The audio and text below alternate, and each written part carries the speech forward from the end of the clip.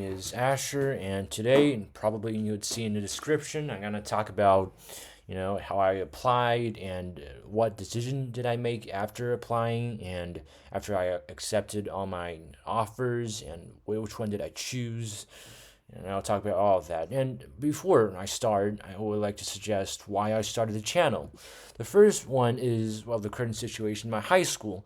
As you all know, I'm actually an international student.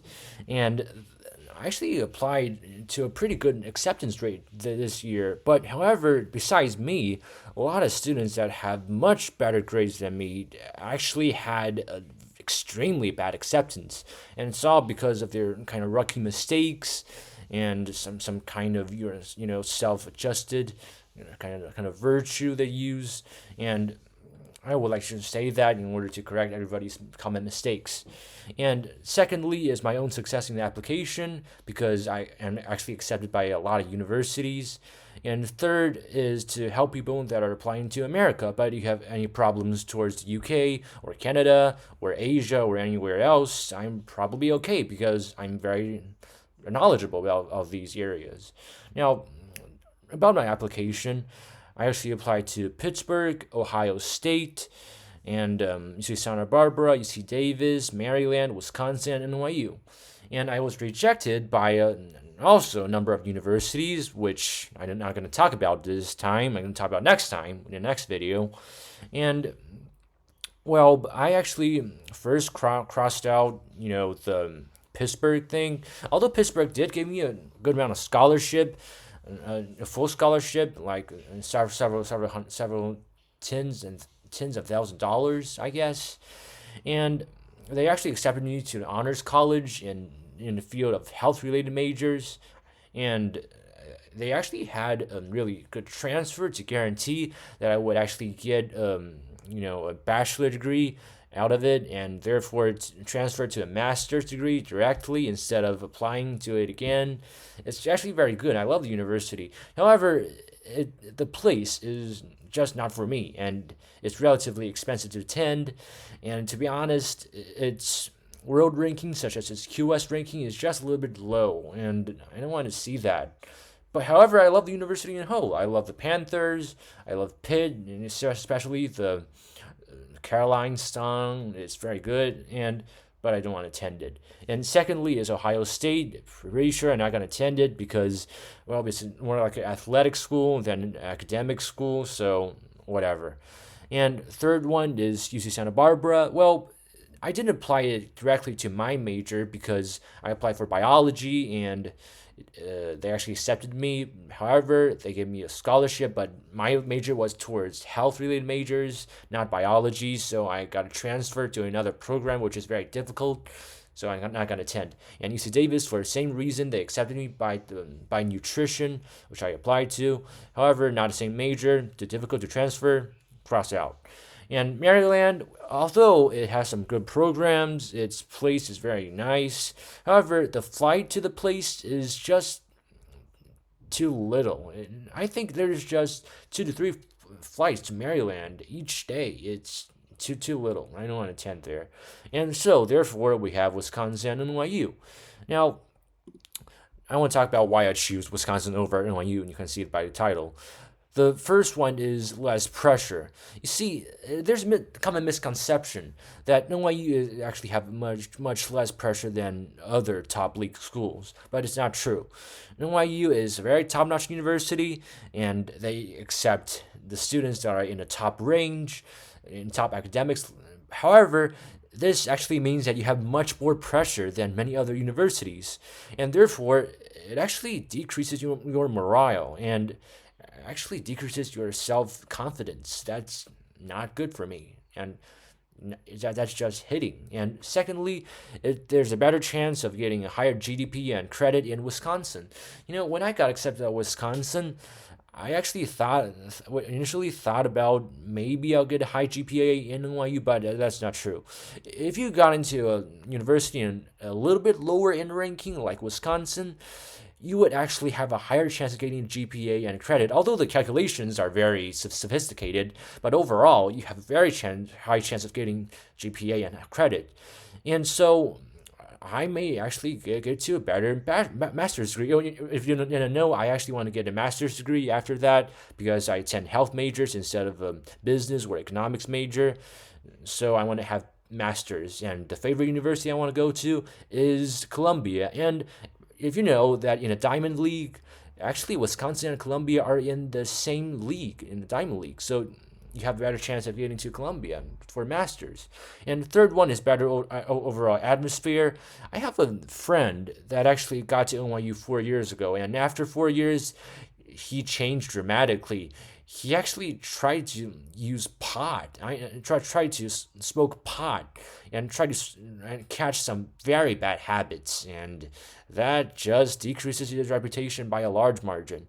And the fourth point is greater growth potential, because if you don't know, Wisconsin is actually the most underrated university in the first 50s universities, most underrated university overall. I'm going to talk about it in the future videos, but it's most underrated university. And the fifth one is more economic. It's probably less than half of what I have to pay towards NYU, and actually in NYU you have to pay much higher housing, and you don't have the dormitories.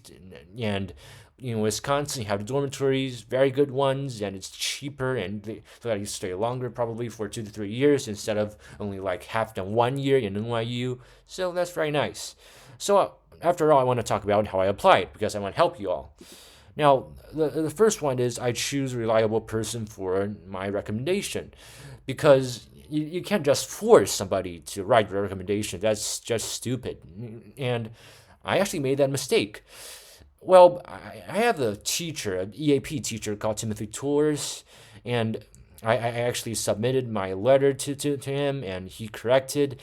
At first, I thought I have a good relationship with him, good connections. However, it turns out when I watched the recommendations, it's kind of cliche and absolute garbage, which wouldn't help me at all towards my recommendation. And I really regret giving him the opportunity. It's just too bold, too rubbish, not good for me. So choose a reliable person for your recommendation. Please choose a person, or even a primary school teacher if you have a good relationship with him, or even a middle school teacher, whatever, or kindergarten. Sure, choose whatever you want, as long as you have good relationships with him or her. And the second one is to choose a major that is suitable for you and with the trend. Well, as you can see, the COVID-19 actually hit and struck very badly to the society. And for me, I chose a health-related major. And it's going with the trend, and besides all that, it's actually pretty well known, this kind of major. Although it's not the most rewarding major, it would not give you thousands and hundreds of dollars at business or economics. However, it may actually let you have greater growth potential in the future, like let you become a doctor, or let you become a government official. It has greater growth potential, and not many people know this major, which let me have less competitors, which is good. So this is what I suggest to you. Choose a major that is suitable for you. Like for me, I'm good at reciting, so I choose this major, which recite a lot. And third one is write your personal essay after you know all about the university. What I did about UWM and NYU is I searched all of its information. I actually logged in its website for thousands of times, and I know each and every one of the professors from hand to toe. I know all of them, I recited all of them, so I read a lot about them. And after that, I even consulted the officials at UWM and asked a lot of questions. Therefore, it actually gained a lot of potential. Even the UWM admissions officers told that I'm very aware of what UWM is good at and bad at. Like it has 26 Nobel Prizes, a lot of Tulip Prizes, and a dozen of national awards, and so on. It would increase your acceptance rates by a large margin.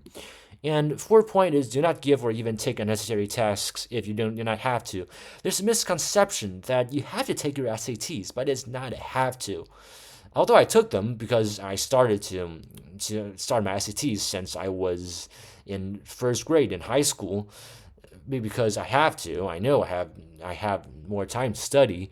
But for more people, you actually realize you have to take SATs when you're in the second grade in high school, which is too late already. So my suggestion, if you didn't take your SATs or ACTs, please don't take them. You just try to increase your TOEFL scores or Duolingo scores by a large margin, like you have 110 like me, or 115, even higher. That will actually let somebody to think that you are a person that did not catch up for the time for the SATs, but is a good person in academics. And fifth one is trust your high school. Now, there's a thing common in the kind of private institutions that actually help you to apply to universities. They tend to tell you that they will have high acceptance rates, but that's not false. But the problem is they would tend to let you apply to much lower ranking universities than you do.